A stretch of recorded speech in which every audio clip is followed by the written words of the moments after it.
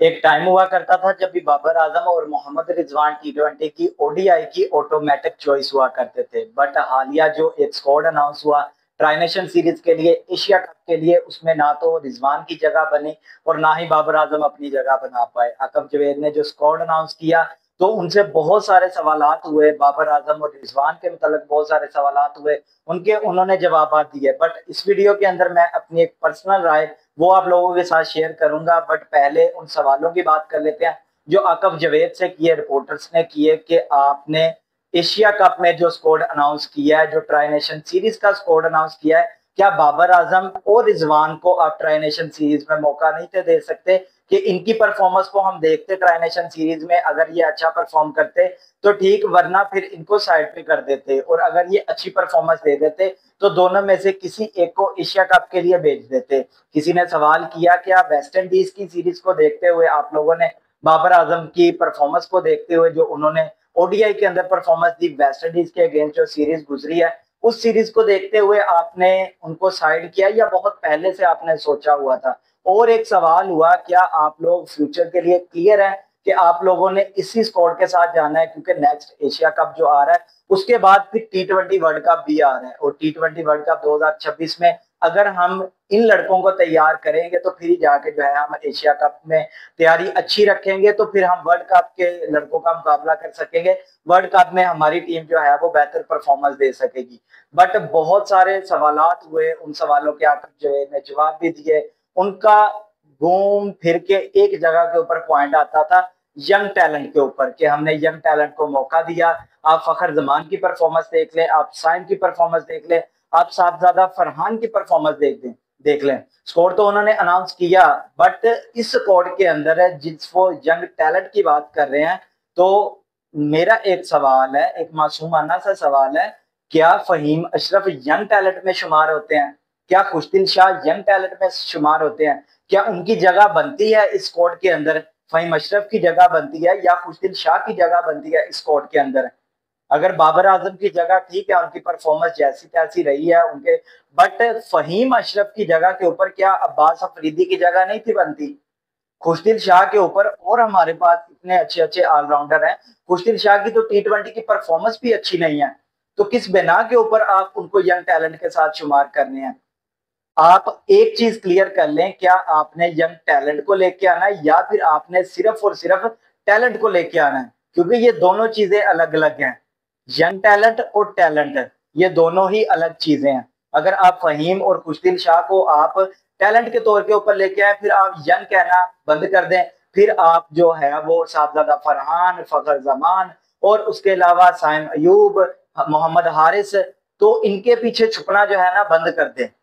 अगर फहीम अशरफ की जगह बन सकती है तो बाबर आजम की जगह क्यों नहीं बन सकती थी? मैं बाबर आजम की फेवर नहीं कर रहा। और आपको एक सवाल किया गया कि आपने उल्टे बैट खेलने वाले लड़के सिलेक्ट कर लिए सारे जो उल्टे बैट के साथ खेलते हैं, तो आपको क्या सीधे बैट वाला कोई लड़का नहीं था चाहिए? आपकी विकेटें जब गिरती हैं तो आपकी विकेट गिरती चली जाती है, आपको ऐसा लड़का नहीं था चाहिए जो आपकी विकेट को बचा के रखता? तो सीधा रिपोर्टर का सवाल जो है ना स्ट्रेट फॉरवर्ड बाबर आजम की तरफ था। तो उसके ऊपर सवाल का जवाब दिया जवेद साहब ने कि अगर हमने सीधे बैट से खेलने वाले लड़के लेके आने हैं तो फिर हम टी20 के अंदर ही क्यों है, फिर हम टी20 क्यों खेल रहे हैं, या टी20 के अंदर फिर हमारा क्या काम है? तो हमें तो उल्टा बैट से खेलने वाला, भले ही हमारी विकेटें जो है वो 90 स्कोर के ऊपर गिर जाए, हमें कोई फर्क नहीं पड़ता। और चाहे हमारी विकेटें जैसे विकेटें गिरी वेस्ट इंडीज की ऑस्ट्रेलिया के अगेंस्ट, ऑस्ट्रेलिया की इतनी हैवी टीम के सामने अगर हमारे पास कोई विकेट रोकने वाला लड़का मौजूद नहीं है तो फिर हम जो है किधर जाएंगे? 27 के ऊपर ऑल वेस्ट इंडीज की टीम आउट कर दी और इतना बुरा रिकॉर्ड वेस्ट इंडीज टीम के नाम रहा। क्या हम उस तरफ नहीं जा रहे? हमारा कौन सा ऐसा लड़का है जो मेच्योरिटी के साथ क्रिकेट खेलता है? मोहम्मद हारिस है, साइम अयूब है, या हमारा ऐसा सिर्फ और सिर्फ एक फखर जमान और एक साहबजादा फरहान? ये दो आपके पास ऐसे लड़के हैं कि अगर वो विकेट के ऊपर खड़े हो गए तो अकेले वो मैच का रुख जो है बदल सकते हैं, मैच को एक साइड पे लेके जा सकते हैं। तो मेरे ख्याल से जो हमने एशिया कप में मुकाबला करना है टीम इंडिया का, तो हमारे पास बाबर आजम का ऑप्शन जो है ना वो मौजूद होना चाहिए था, हमारे पास बाबर आजम मौजूद होने चाहिए थे। बाबर आजम की फेवर नहीं कर रहा, मैं सिर्फ और सिर्फ ये बात कर रहा हूं कि बाबर आजम का होना इस टीम के लिए लाजमी था, बट सलमान अली आगा ने जो इख्तलाफ किया कि बाबर आजम स्क्वाड का हिस्सा नहीं हो सकते, तो उनकी ख्वाहिश के ऊपर टीम बन गई है। अभी कप्तान अपनी मर्जी से टीम लेके जा रहा है। कल कप्तान रिजवान के जैसे ये ना कहे कि हमारे पास हमें जो है वो सीखने का मौका मिल गया, हमने ये मैच हारा, हमें ट्राई नेशन सीरीज में कुछ सीखने के लिए मिला, इधर से भी हार जाएं फिर एशिया कप में जाएं, हमें जी सीखने के लिए मिला। उसके बाद फिर हम जब वर्ल्ड कप में जाएं तो हमारे लड़के जो है वो इसी माइंडसेट के साथ जाएं कि हमें इसमें भी जो है कुछ सीखने का मौका मिलेगा।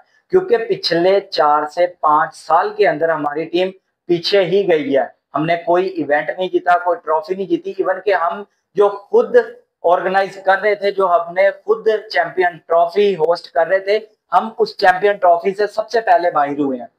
हमने मोहम्मद रिजवान की कप्तानी देखी, 10 में से 9 मैचेस वो हार गए, एक मैच जीता।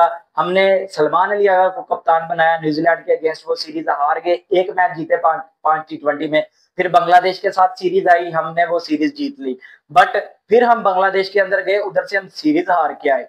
फिर हमने लास्ट जो T20 सीरीज खेली है उसमें हमने जो है वो थोड़ी बेहतर परफॉर्मेंस दी। पहला T20 जीत गए, दूसरा हार गए, तीसरे T20 के अंदर हम जीत के जो है वो सीरीज राउंड करके जी हम तो जीत गए, हमने सीरीज जीत ली, सलमान अली आगा ने सीरीज जितवा दी।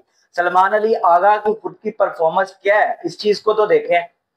अब जो बन गया स्क्वाड, जो लड़के फाइनल हो गए हैं, ये लड़के अच्छी परफॉर्मेंस दें, उम्मीद है कि ये लड़के अच्छी परफॉर्मेंस देंगे।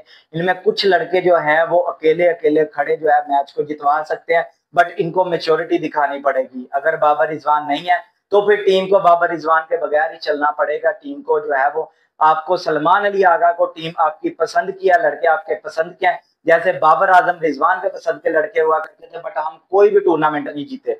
हम बहुत लंबे अरसे से कुछ भी नहीं जीते। हम सिर्फ जो है वो हाथ मल रहे हैं और दूसरी टीमों को देख रहे हैं, और दूसरी टीमों से हम जो है वो सबक सीख रहे हैं, और बाकी की टीमें हमें सबक सिखा के जा रही हैं कि ये देखें। तो फिलहाल इस वीडियो में इतना ही, मिलते हैं नेक्स्ट वीडियो में। बाय।